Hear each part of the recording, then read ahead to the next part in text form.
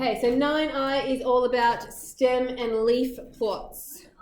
So we're going to be drawing stem and leaf plots, and we're also going to be finding maximum and minimums. And means, medians, modes, and ranges.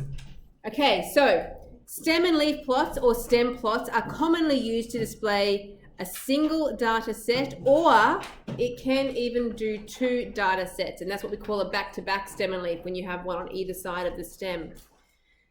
The final digit of a particular number is the leaf. The preceding digit, which means the number before, forms the stem.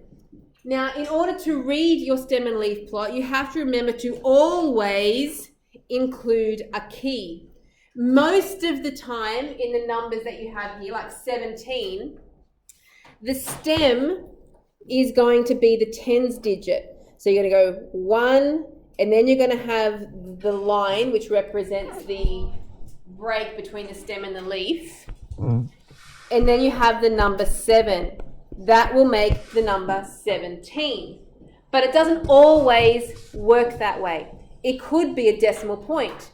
You could have a 1 line 7 represent 1.7. So that's why you always have to have a key so that people know how to read your stem and leaf graph.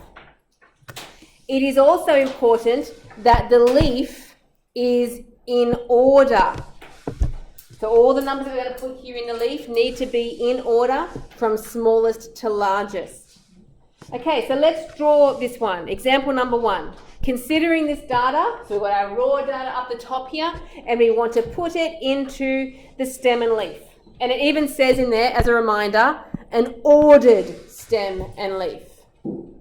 So the first thing you do is you look for the different tens digits that you have. So I've got like 17, so I start with a 1. I have 20s, 30s, 40s.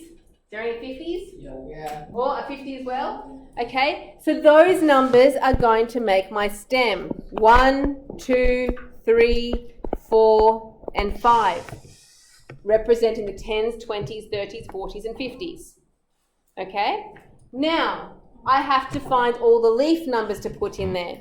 So, because I need them in order, what I'm going to do is I'm going to highlight all the ones that have a stem of 1 so I can put them in order. So, for example, 17, 18, 14, 18, 19.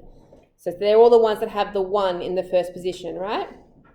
Now I need to put those in order. So those 5 numbers, the 14 is the smallest, isn't it? So that means the 4 goes first, and that makes the number 14, 1 and 4. Then after the 14, I'm going to cross that out. That one's been done. I've got 17 next. So I just put the 7 there for the 17. Then I've got 2 18s. So 18 and 18, just put the 8s in there. And finally the 9. Okay, so I've done all of the numbers that have a stem of 10. What was that, Ethan? Need a comma. No, you don't need a comma. But what you do need to try to do, especially as you go into the second row, is you want to try and keep your spaces even. Because although these are numbers that we're writing in here, this is actually a graph.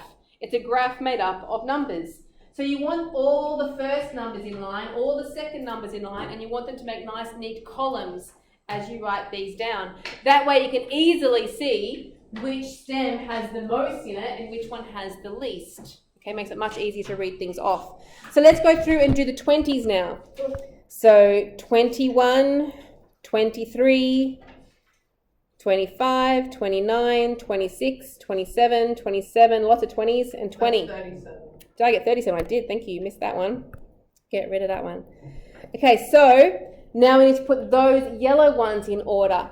The smallest one is 20. So that means a 2 followed by a 0. Okay, that one's done. Cross it off. Then there's a 21. So we need a 1 next, straight underneath that 7, so that they're in a nice column. Then there's 23, yes.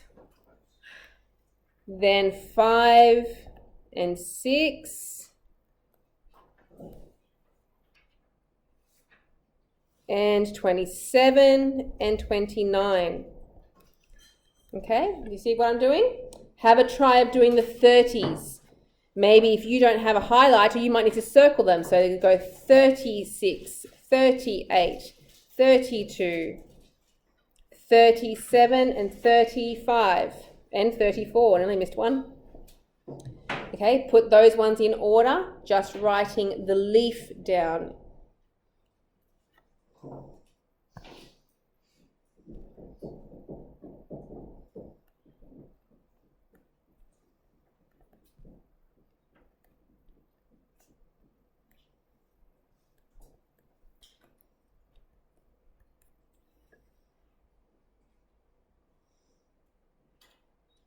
You want to get a chance to try that? So I had 2, 4, 5, 6, 7 and 8 when I got them in order. Okay, now look for the 40s. So there's 45 and 42. There's only 2 of them, which means the 2 has to go first and then the 5. And finally that leaves the 50s, and there is only the one of them, which is 53. Okay, so that's how you draw a stem and leaf. Please be careful when you do it, because if you miss a number, you're going to start losing marks as soon as you miss even one number. If they are not in order, you lose marks. So please be careful while you do it. And if you forget your key, you lose marks. Okay, lots of little simple things that can easily lose your marks. Joey? What if you put like 4, 7, 8 and then use the 9, but just say put 10. So you would 4, 7, 8. Let's say that's a 9, but I missed it. You missed one of them, then you would lose half a mark. Yeah, you'll lose a mark. As soon as one of them is wrong, you will lose some mark. A half a mark for each mistake usually is how we do it. Okay, so once you've got your stem and leaf there, you then want to answer a few things about it. So that's the parts here that are below. First of all, part B, find the maximum score. That's the biggest score. It is always going to be the last number, the bottom number in your stem and leaf. If there's multiple numbers here, it's also the furthest one down in the end as well, if there was a few numbers across here. So for ours, it's going to be 53. Don't just put the 3, you need both numbers together, the stem and the leaf, 53. The minimum number, the smallest number, that's going to be the very first one up here, which is the 14. So the cool thing about a stem and leaf is that it's actually got all of your numbers in order. So 14, 17, 18, 18, 19 is putting all of your numbers in order and making a graph out of it. What a great thing to do. Okay, so part C, to find the range. This is not interquartile range, this is normal range. It's just the highest score, which was 53, minus the lowest score, which we worked out was 14, and that makes 39, correct.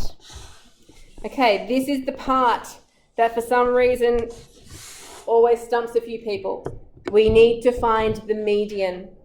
Now, when we were doing these a couple of lessons ago, we had our line of data like this in order, and we were able to cross off at the beginning and the end.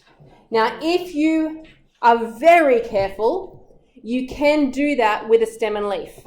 You can cross off 4 with 3, 7 with 5. See what I'm doing? Crossing off the beginning and the end. Cross off the beginning, cross off at the end. Cross off the beginning, cross off at the end.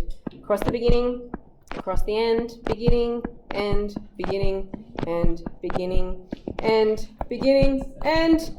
Who got confused doing that? Yeah, me.